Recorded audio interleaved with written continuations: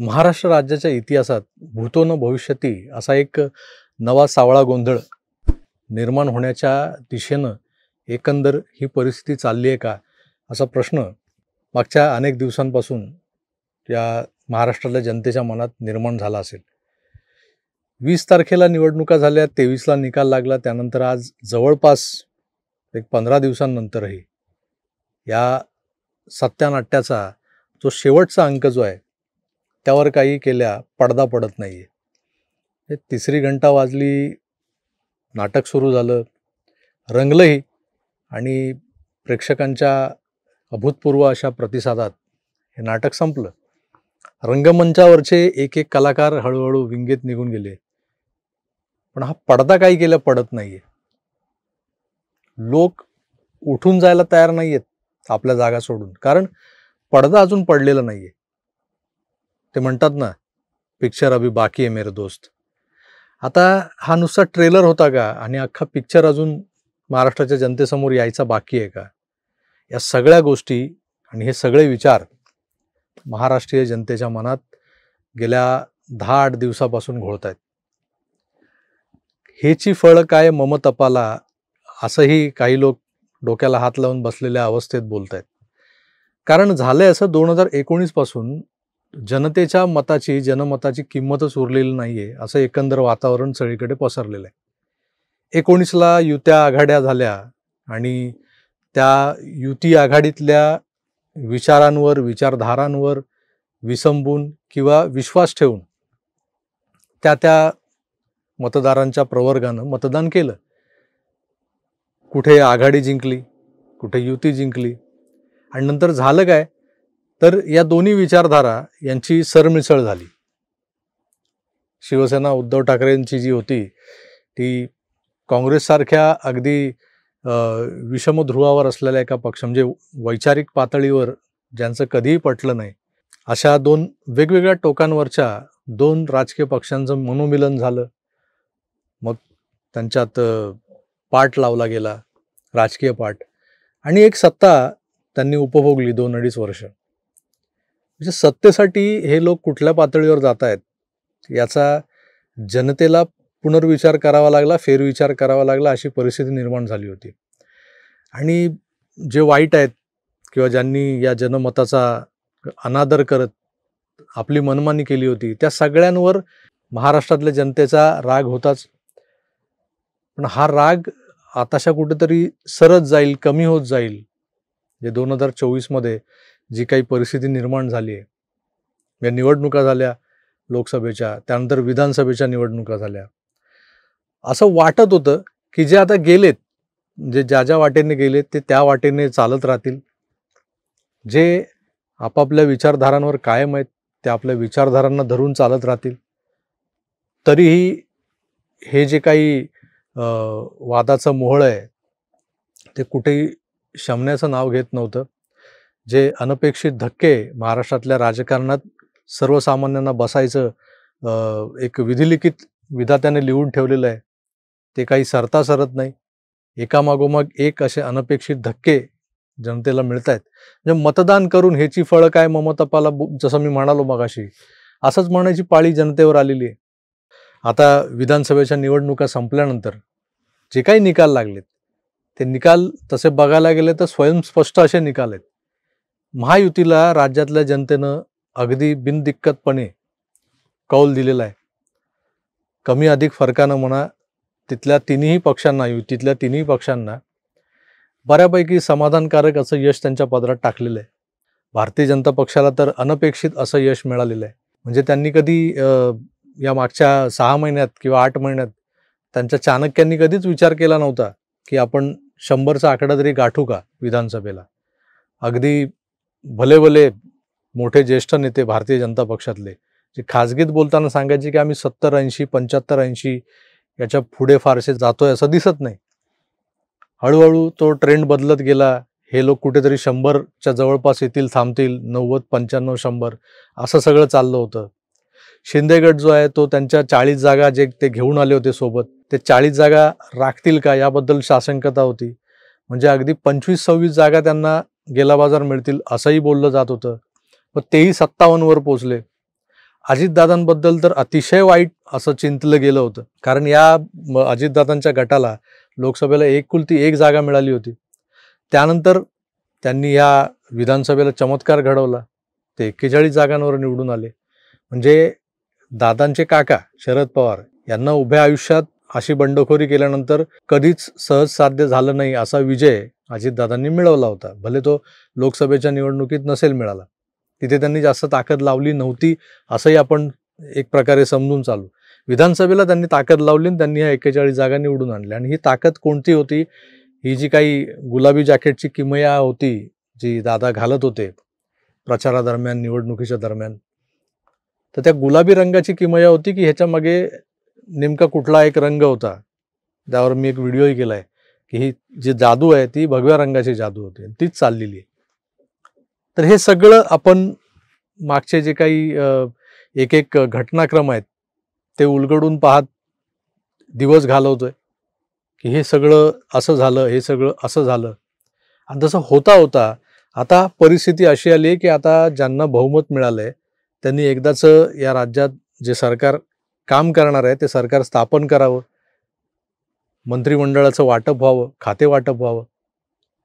आणि जी काही अस्थिरता मागच्या काही 4, 4.5, 5 वर्षात महाराष्ट्र भोगतोय, जे त्यातली अगदी शेवटची 2-2.5 वर्ष थोडी सुस्थितीत गेली म्हणा, पण 2019 पासून जे काही चाललंय राज्यामध्ये ते काहीसं आश्वासक असं चित्र नव्हतं.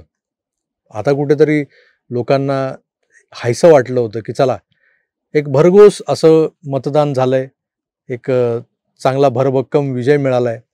बहुमत जे काही म्हणतो आपण ते कुठेतरी आपण एका पक्षाला दिलेलं आहे, जे त्या महायुतीला दिलेलं आहे. आता महायुतीचं कर्तव्य आहे की आपल्याला मिळालेल्या जनमताचा आदर करून, त्या बहुमताचा आदर करून आपल्यातले जे काही वैयक्तिक हेवेदावे आहेत, जे काही सत्तेसाठी चाललेला संघर्ष आहे, जी रस्सीखेच आहे, ती थोडीशी बाजूला ठेवून समजूतदारपणे यातून मार्ग काढायला हवा. आता यातले सगळ्यात समजूतदार कोण? तर अजितदादा पवार. ते पहिल्याच दिवशी निकाल लागल्या आपल्या काकांच्या स्वभावानुसार, म्हणजे काकांकडून मिळालेल्या शिकवणुकीनुसार त्यांनी भारतीय जनता पक्षाला बिनशर्त पाठिंबा जाहीर केला. त्यांचा जो नेता असेल तो महायुतीचा मुख्यमंत्री असेल असं बोलून ते मोकळे झाले. मुळात कसं आहे की अजितदादा हे भारतीय जनता पक्षाच्या देवेंद्र फडणवीसांच्या उपकाराखाली आहेत किंवा त्यांच्या वरदहस्ताखाली त्यांची आताची वाटचाल सुरू आहे. 71,000 कोटींचा एक घोटाळा ज्याची चर्चा होते. देशाचे पंतप्रधान त्या घोटाळ्याबद्दल जाहीर सभेत वक्तव्य करतात आणि या घोटाळ्यात जे दोषी आढळतील त्यांना चक्की पीसिंग वगैरे असं काहीतरी बोललं जातं.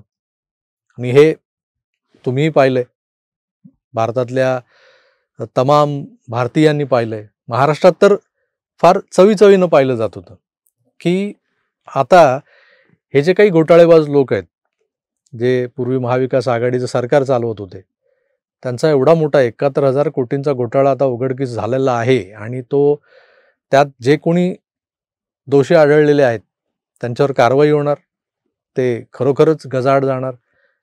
असे मनातले मांडे खात महाराष्ट्रातली जनता बसलेली होती आणि 2 दिवसांनी एक चमत्कार घडला. हे सगळे 71,000 कोटीचे जे दोषी होते ते भारतीय जनता पक्षाच्या आणि शिवसेनेच्या युती सरकारला बिनशर्त पाठिंबा देत त्यांच्यात सहभागी झाले. ते आले म्हणून त्यांना रिवॉर्ड दिलं गेलं. अजितदादा त्यांना उपमुख्यमंत्रीपद दिलं गेलं, अर्थमंत्रीपद दिलं गेलं, वर त्यांनी हट्टांनी मागून पुण्याचं पालकमंत्रीपद घेतलं. आता हे सगळं आपल्या डोळ्यासमोर घडत होतं. आता हा कुठेतरी मिठात पडलेला खडा आहे किंवा ट्रोजन हॉर्स आहे, इतर सगळ्या गोष्टी. आणि त्यातली अजून एक जी लाईन आहे की हा पवार विरुद्ध पवारचा संघर्ष नसून हा पवार विथ पवारवाला संघर्ष आहे आणि तो एक प्रकारचा लुटूपुटूचा संघर्ष आहे. ही नुरा कुस्ती खेळली जाते, हे सुद्धा त्यामध्ये बोललं गेलं. आणि त्यात हा मुद्दा मांडणारा मीही एक होतो. मी अजूनही माझ्या त्या मुद्द्यावरून मागे हटलेलो नाही. हा मुद्दा आज ना उद्या कधीतरी खरा ठरेल याची मला खात्री आहे. कारण अजितदादा पवार, शरद पवार, सुप्रिया सुळे, रोहित पवार, ही सगळी जी काही बारामतीकर मंडळी आहेत यांचा DNA एक आहे. आणि हा DNA कधीही एकमेकांपासून त्यांना वेगळा करू शकत नाही. ते कोणत्याही क्षणी एक होण्याच्या शक्यता नाकारता येत नाहीत. त्यामुळे मी जे म्हणतोय पवार विथ पवारवाला फॉर्म्युला तो कधीही लागू होऊ शकतो या राजकारणात. तर अजितदादांनी आपला पाठिंबा देऊन टाकला, कारण ते सोयीचं राजकारण नेहमीच बघत असतात. आता त्यांच्या महायुतीतल्या एक घटक पक्ष म्हणून त्यांचं जे काही योगदान आहे, त्यांच्या ज्या जागा आहेत त्या आहेत 41. म्हणजे महायुतीत जर कोणाला कमी मंत्रिपदं ऑफर केली जातील तर तो त्यांचा पक्ष आहे. मग अशा परिस्थितीत खाते वाटपातली जी काही मलाईदार खाती आहेत, चांगली खाती आहेत, ती कशी प्राधान्यक्रमाने पटकावता येतील यासाठी त्यांनी ही घाई केलेली आहे. ते अगदी दिल्लीलाही गेले आपल्या मंत्र्यांची यादी घेऊन, कारण शेवटी जी काही यादी आहे, जे काही आमदार मंत्रिपदाची शपथ घेणार आहे त्यांची छाटणी, त्यांची छाननी आणि त्यांची निवड ही गृहमंत्री अमित शहांच्या देखरेखीखाली होणार आहे असं कळतंय. त्यामुळं मास्तरांकडे हा सोडवलेला पेपर घेऊन अजितदादा धावत पळत गेलेले. सगळं घोडं अडलंय या सगळ्या मंत्रिमंडळाच्या शपथविधीचं किंवा स्थापनेचं, तर ते मुख्यमंत्री एकनाथ शिंदे, काळजीवाहू मुख्यमंत्री एकनाथ शिंदे यांच्यावर. आता एकनाथ शिंदे त्या सगळ्या घटनाक्रमामध्ये ज्या पद्धतीनं सहभागी होत एका क्षणी त्यांची तब्येत बिघडते, मग ते त्यांच्या गावी जातात आणि 2 दिवस तिथून आराम केल्यानंतर ते थोडेसे बरे झालेत अशा पद्धतीने मुंबईत येतात. आता रविवारी ते मुंबईत आल्यानंतर कालचा एक दिवस गेला आणि कालचा अख्खा दिवस त्यांच्याशी काही राजकीय नेत्यांनी भेटीगाठी केल्या, म्हणजे गिरीश महाजन वगैरे यांनी. पण त्यांच्याकडून काही ठोस माहिती बाहेर आलेली नाही आहे. त्यांनी म्हणजे गिरीश महाजनांनी जी माहिती दिली पत्रकारांना त्यात त्यांनी सांगितलं की त्यांच्या हाताला सलाईन लावलेली होती, हे मी पाहिलंय, आराम करतायत, तब्येत म्हणावी तितकी बरी नाही आहे. आज त्यांना ठाण्याच्या ज्युपिटर हॉस्पिटलमध्ये दाखल केले गेले. म्हणजे शिंदेंची तब्येत बिघडलेली आहे. आणि अशा परिस्थितीमध्ये अगदी एका दिवसाच्या अंतरावर आलेला जो शपथविधी आहे, जो भारतीय जनता पक्षाच्या प्रदेशाध्यक्षांनी जाहीर केलेला आहे की 5 तारखेला 5 वाजता शपथविधी होणार नव्या मंत्रिमंडळाचा, याचा अर्थ नवा मुख्यमंत्री महाराष्ट्राचा जो कोणी असेल त्याचाही शपथविधी होणार आहे, त्याचसोबत 2 उपमुख्यमंत्र्यांचा शपथविधी होणार आहे आणि ज्यांचे पोर्टफोलिओ वरून दिल्लीतल्या भाजपेश्वरांनी पास केलेले आहेत त्याच्यानुसार त्या मंत्र्यांचाही शपथविधी तिथे होणार आहे. पण एका बाजूला भाजपने आपली लिस्ट फायनल केली आहे. काल त्यांची जी बैठक झाली त्यांच्या ज्येष्ठ आणि वरिष्ठ नेत्यांची, त्यात त्यांनी विधानसभा अध्यक्षपद कुणाला द्यायचं, त्याबरोबर कुठले पोर्टफोलिओ कोणाकोणाला द्यायचे हे सुद्धा फायनल झालंय. म्हणजे त्यांचे मंत्री कोण असतील हे जवळपास निश्चित आहे. मुख्यमंत्र्यांच्या नावाबद्दल थोडासा सस्पेन्स अजून ठेवलेला आहे. पण मला त्यात कोणतीही शंका वाटत नाही की ऐनवेळी देवेंद्र फडणवीसांचंच नाव जाहीर केलं जाणार आहे.